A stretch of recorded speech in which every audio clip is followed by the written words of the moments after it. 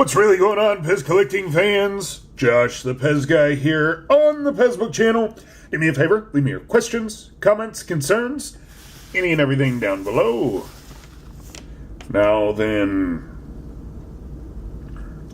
So, saw these two different ones and I had to grab them because the Muppets have their own card and the Muppets are owned by Disney. But then, when I saw this card, I wonder, are they bringing back the Muppet Babies? Because this is Disney Nick Jr. They don't say collect them all, so I'm not sure if they're just getting rid of Disney cards and using these two, because apparently they must be out of Muppets cards. I'm sure they have plenty of these. And now they have plenty of these.